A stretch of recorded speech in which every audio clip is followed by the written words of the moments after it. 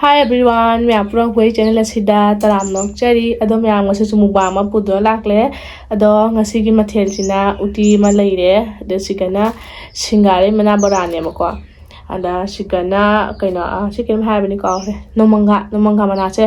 aya thawla taw thoye ado sigana sisine ko chandre sina ko kaino mana masing ne tawraga adai tengno ne toningo phakphai kaino mana masing khap chalaga ko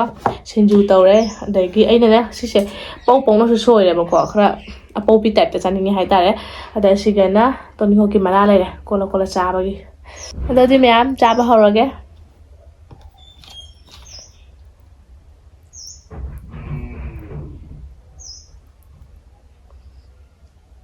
Haribop se saya thamge jam su haina de haribop se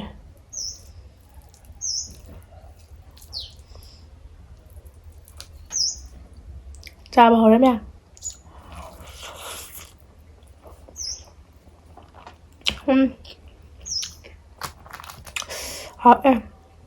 hào đấy khôn có thuốc tèoมันnhư mẹ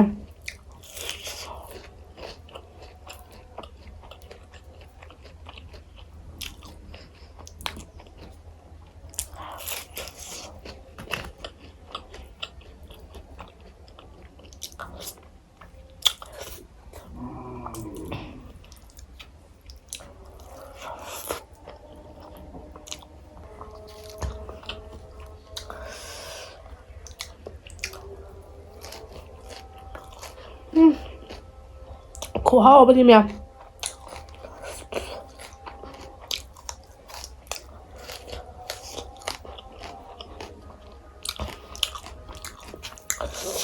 lấy chế mẹ khổ hao gì đi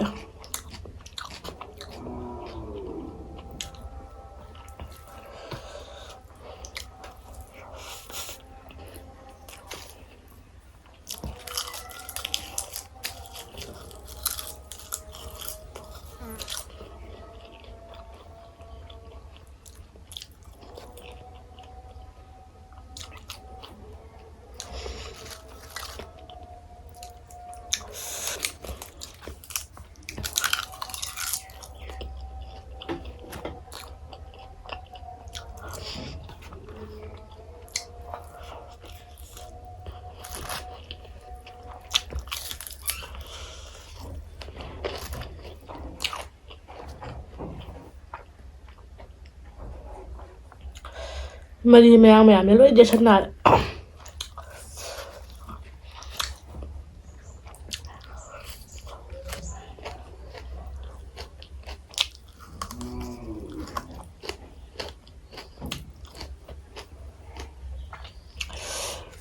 toningo mana de buti mẹ toningo ki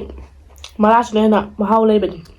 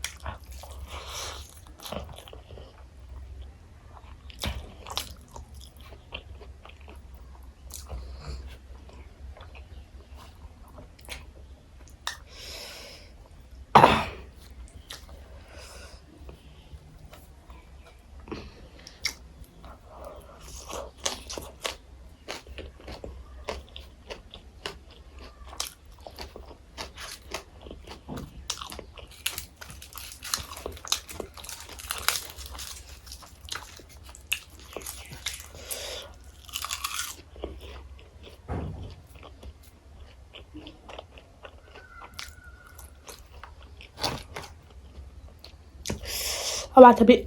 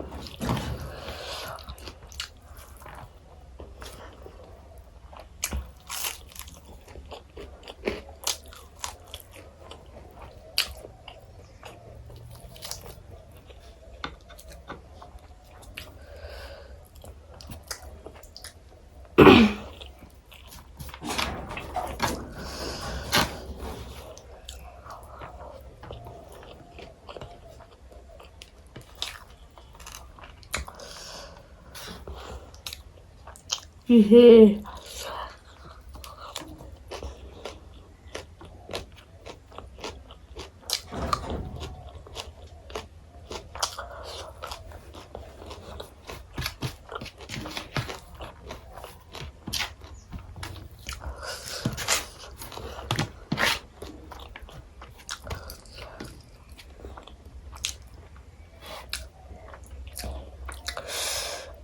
그냥 뭐라 짜오래 매실이 아홉니 야미자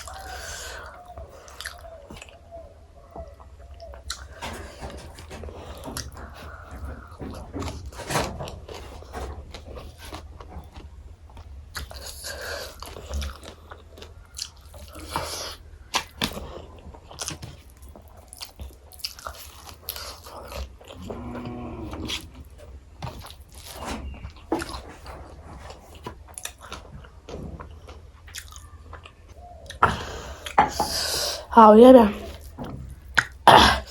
ꯕꯣꯔꯥꯁꯤꯅ ꯅꯥꯀꯨꯞꯄꯤꯁꯨ ꯈꯔ ꯍꯥꯞꯆꯜꯂꯦꯕꯀꯣ ꯑꯗꯩ ꯎꯇꯤꯗ ꯁꯣꯛ ꯇꯧꯕꯒꯤ ꯈꯔ ꯂꯦꯝꯍꯧꯕ ꯑꯗꯨꯁꯨ ꯑꯗꯨꯝ ꯕꯣꯔꯥꯁꯤꯒ ꯑꯗꯨꯝ ꯅꯩꯁꯜꯂꯦ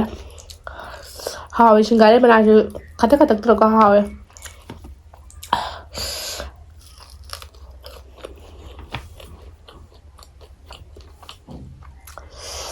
ꯃꯥꯡꯉ ꯂꯣꯏꯔꯦ ꯏꯪꯊꯝꯊꯥꯁꯤꯒ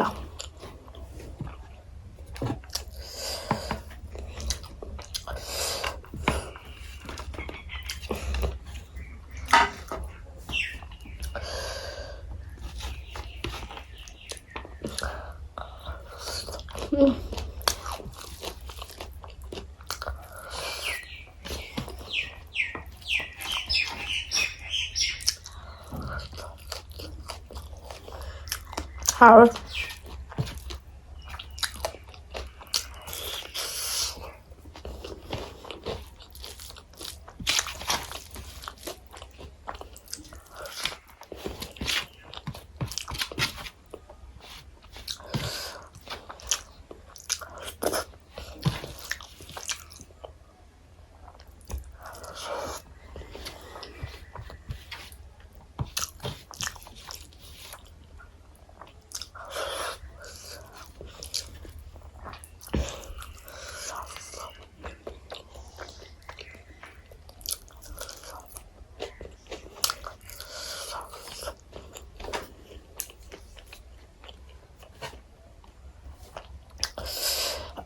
Halo ma'am.